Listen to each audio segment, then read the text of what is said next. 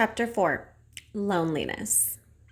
The next day was rainy and dark. Rain fell on the roof of the barn and dripped steadily from the eaves.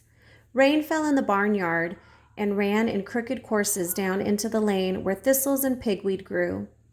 Rain spattered against Mrs. Zuckerman's kitchen windows and came gushing out of the downspouts. Rain fell on the backs of the sheep as they grazed in the meadow. When the sheep tired of standing in the rain, they walked slowly up the lane and into the fold. Rain upset Wilbur's plans.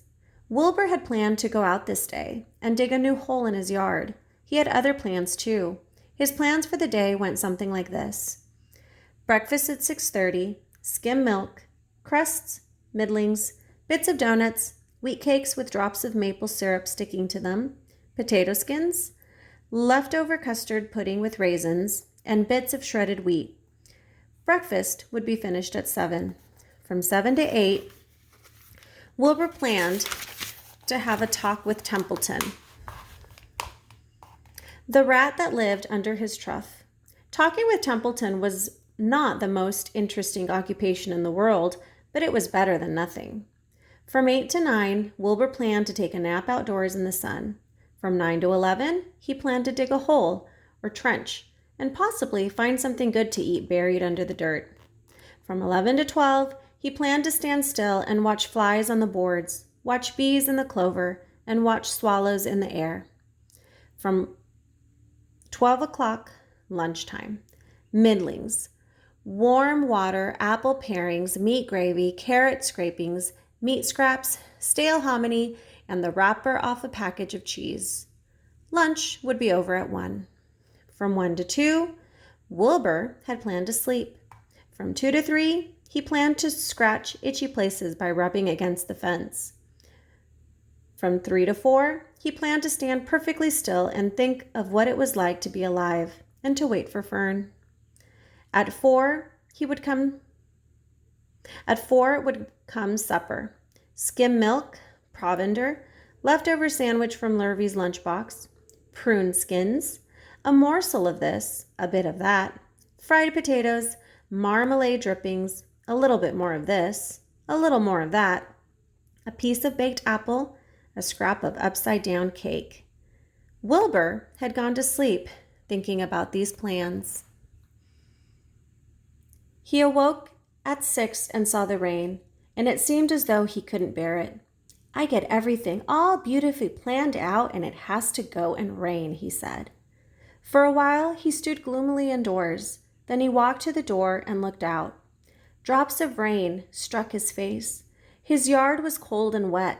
His trough had had an inch of rainwater in it. Templeton was nowhere to be seen. "Are you out there, Templeton?" called Wilbur. There was no answer. Suddenly, Wilbur felt lonely and friendless.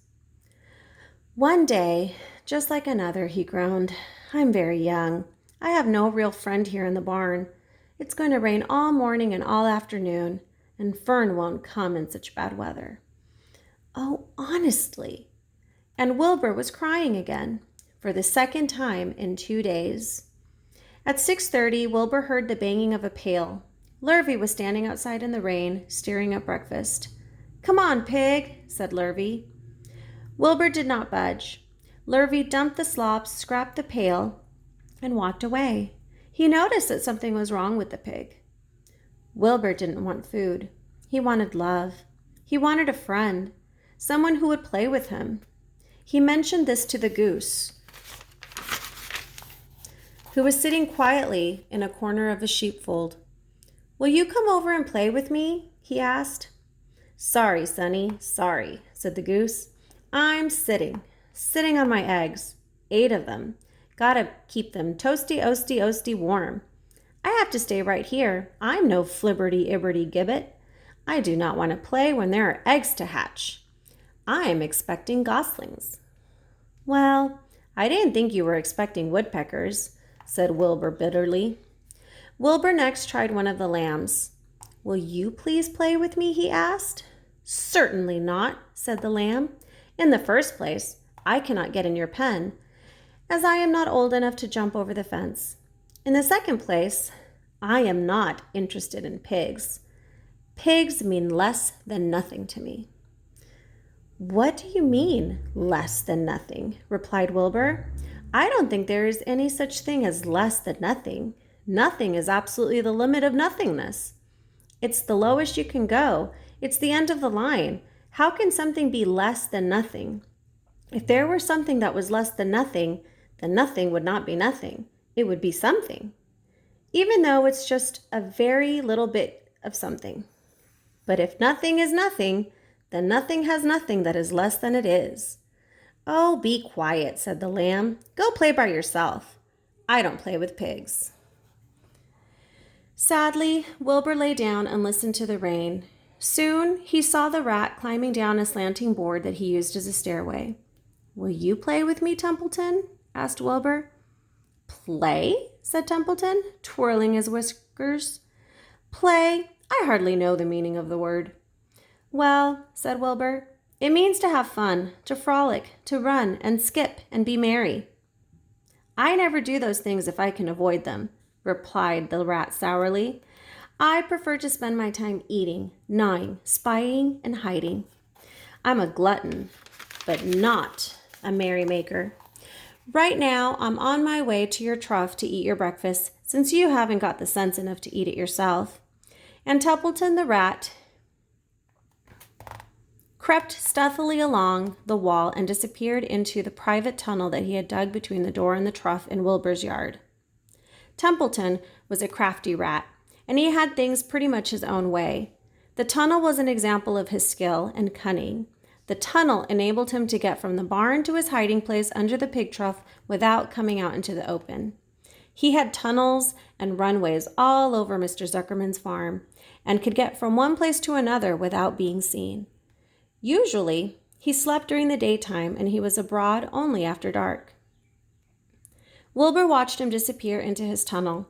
In a moment, he saw the rat's sharp nose poke out from underneath the wooden trough. Cautiously, Templeton pulled himself up over the edge of the trough. This was almost more than Wilbur could stand. On this dreary, rainy day, to see his breakfast being eaten by somebody else. He knew Templeton was getting soaked out there in the pouring rain, but even that didn't comfort him.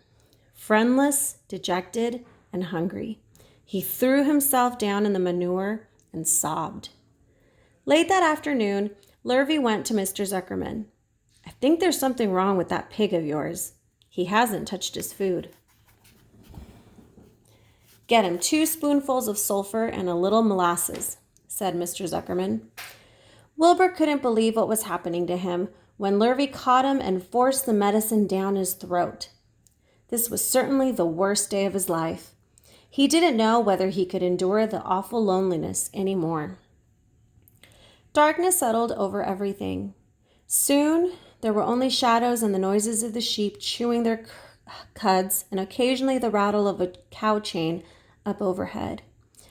You can imagine Wilbur's surprise when out of the darkness came a small voice he had never heard before. It sounded rather thin, but pleasant.